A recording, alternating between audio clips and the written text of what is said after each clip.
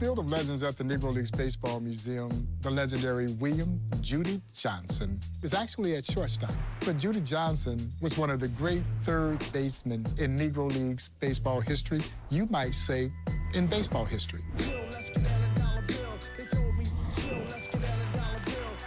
Whereas physically, he did not fit the mold of the classic third baseman, who was usually much bigger with more power. Judy Johnson was, well, relatively diminutive. But man, he had a great arm with great range, and what he lacked in power, he made up with line drive contact hitting, was a great bunter and one of the smartest men to ever play this game. I don't consider a man great just because he can hit. Baseball has so many things. You're supposed to think, above all, think. It's not a coincidence that wherever Judy Johnson played, his teams won. And Judy was right in the middle of making it happen.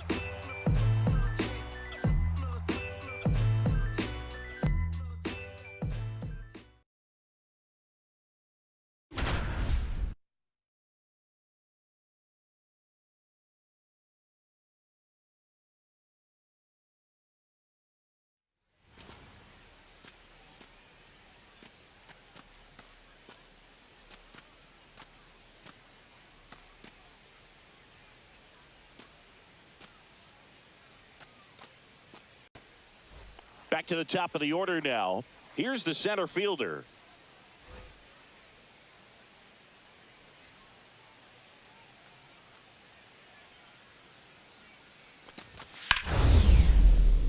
Hard shot down the line at third. Diving stop by Judy. The throw. Throw to first in time. A sense. Growing up in Wilmington, Delaware, Judy Johnson's father wanted him to be a prize fighter, and he wanted him to train to box. And so he would actually have Judy's older sister be his sparring partner. And after several rounds of getting whipped by his sister, Judy Johnson quickly knew that this boxing thing was not for him. So instead of fighting in the ring for 12 or 15 rounds, he chose 9 innings of baseball, which was much safer, much sounder, and absolutely the right path for Judy Johnson.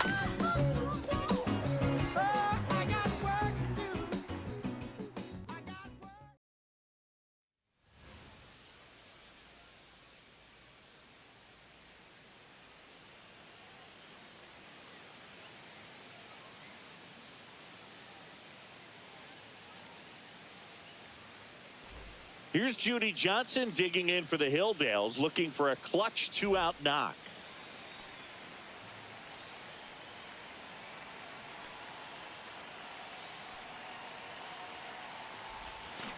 That one is absolutely belted. It's a bomb.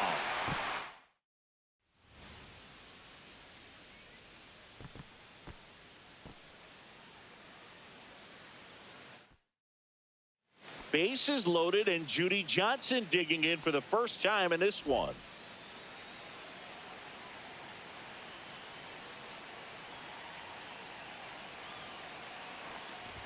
Oh, he hit him, and that brings home a run.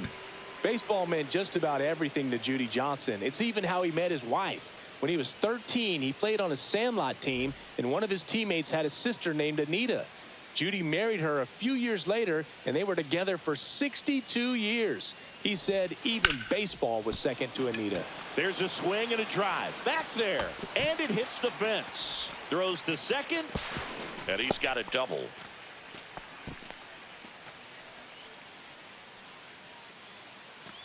Judy Johnson digging in now.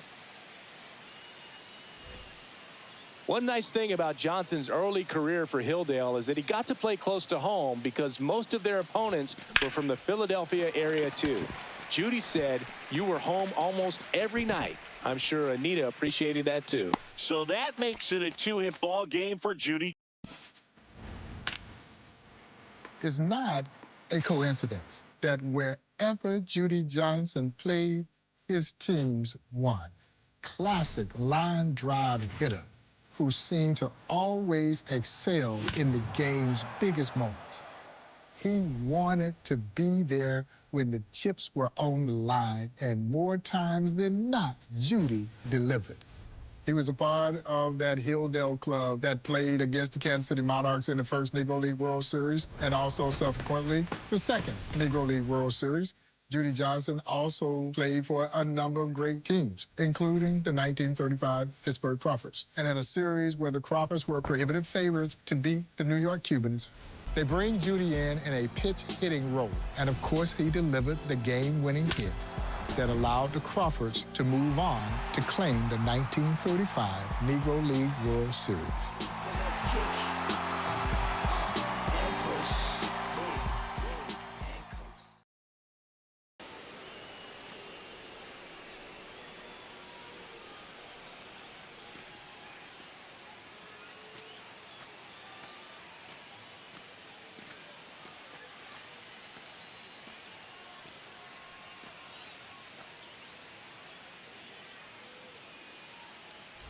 Potential winning run at second, and here comes Judy Johnson to the plate.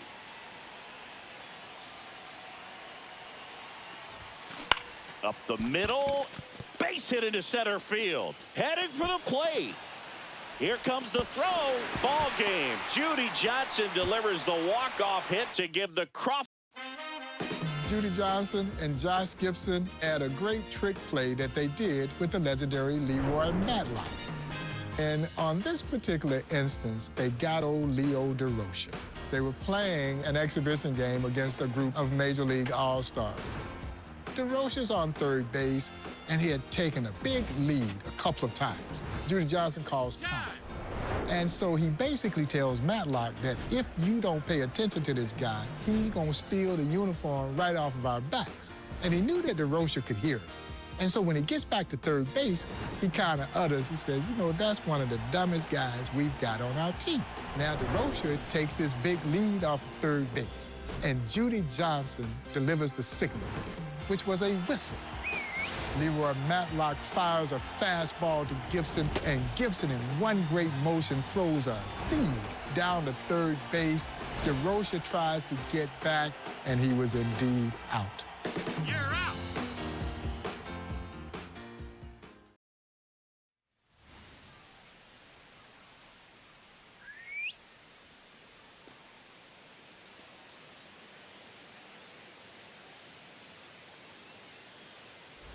So a runner at third, 2 outs. Here's the left fielder.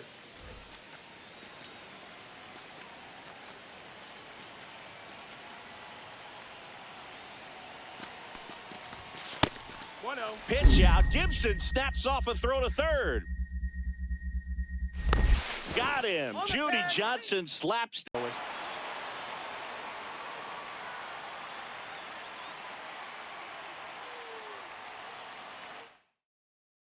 Here's the third baseman, Judy Johnson.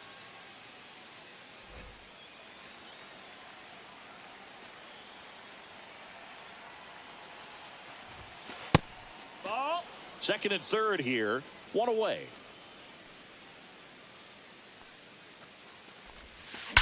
Line drive.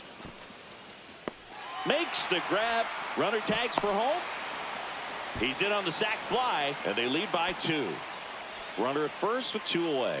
Now the third baseman, Judy Johnson.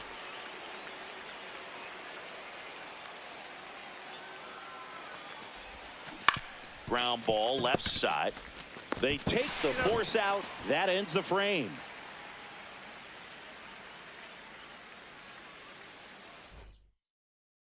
Man at first, nobody out. Next to hit, Judy Johnson.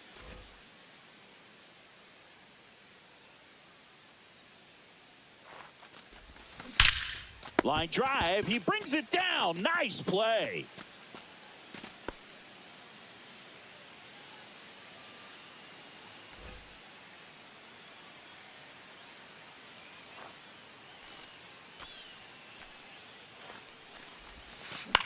Out towards right center. That's well struck. Way back there. And that one is off the wall. Coming home. The throw's offline. He's safe. And the lead is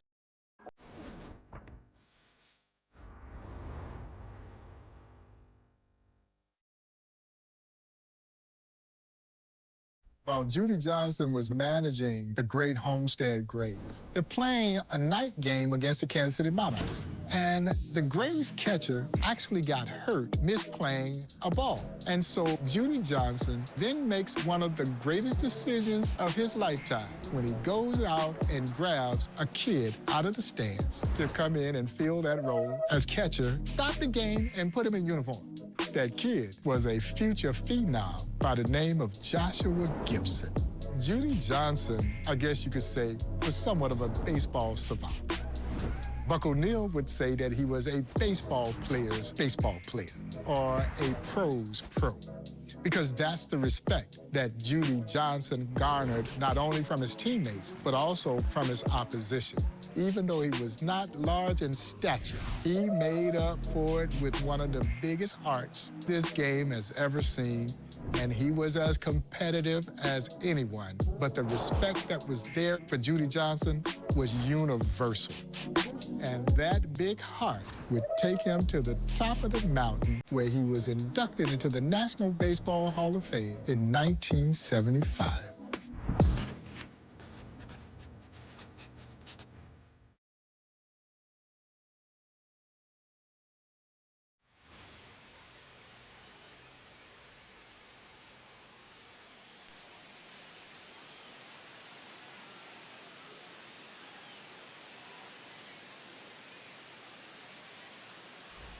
bases loaded, one away, and Judy Johnson digging in for the Crawfords here. Big opportunity.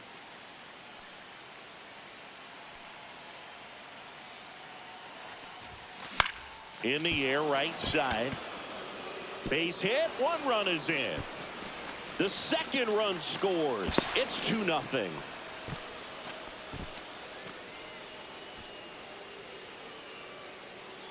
Judy Johnson digging in now.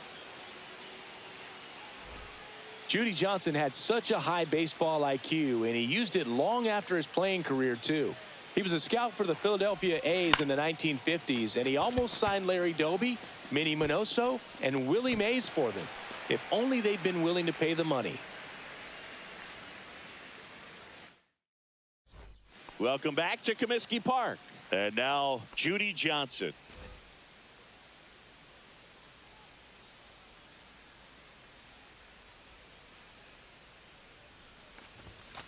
That story about Judy scouting, Singy, he said that if the A's had given him the money to sign those players, they'd still be playing in Philadelphia. And he might have been right. And don't forget who hired him for the A's. Hall of Fame manager and team owner Connie Mack.